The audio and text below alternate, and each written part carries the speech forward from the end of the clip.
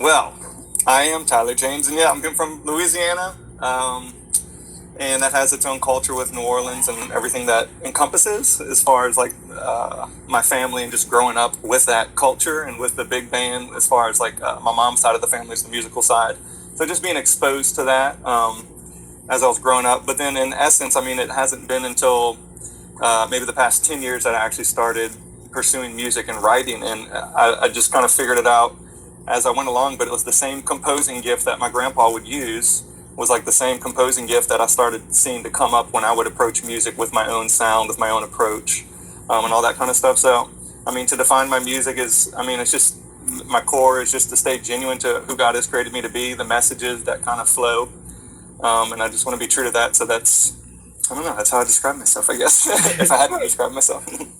I feel that. So how did you actually find your connection with music? Like, I know for a lot of artists, Right. like, you first just like music. Like, you like the way it sounds, you like the way it makes you Yep. feel, you like kicking it with your friends in the car, whatever the case is. So how did you find your own voice in music to actually have the confidence to say, you know Right. what, I For can sure. get in the booth and I can lay something down? How did you Right. find that? Yeah. So it started at a young age. I mean, I would just be drawn to watching concerts, like a little Michael W. Smith VHS or something like that, or growing up Dave Matthews. I'd just be constantly watching the DVDs.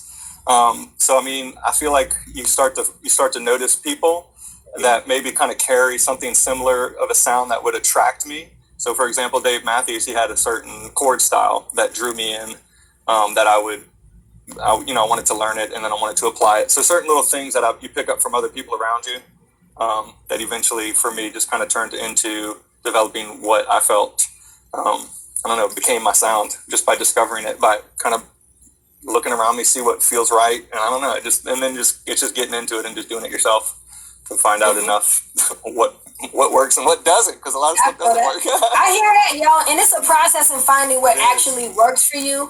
Cause like one of the things that I found, people always be like, "Hey, yo, Brea, like, how do you know?" Like, I know when Crazy Faith came out, people were like, "Did this song work? Did people receive this song?" Like, that was one of the funniest questions that I've ever heard. Like, so many artists ask you that. Because the thing about finding your own sound is like you have to be comfortable, like with what Yes. you like and with who you are.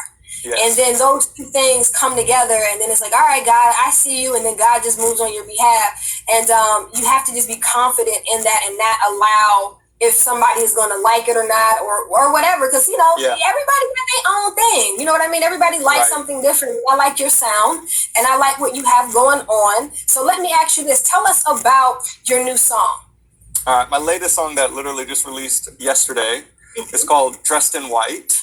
And I thought it was cool because of the topic y'all were talking about, which was, talking about, like cursing and these kind of things. But it's like the dressed in white concept is a concept of marriage. And I've never really written about this topic before, but I just pulled it up because I knew y'all were talking about it.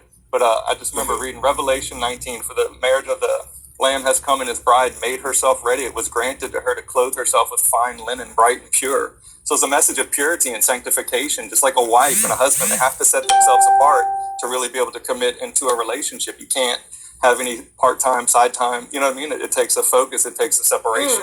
No And thigh a holiness. Yeah. So, I mean, for that message, it kind of stemmed from that. That was just fresh in my mind. I was like, that's really cool, the purity and what that kind of means. So then for this song, I mean, I don't know, it just kind of flowed out like that.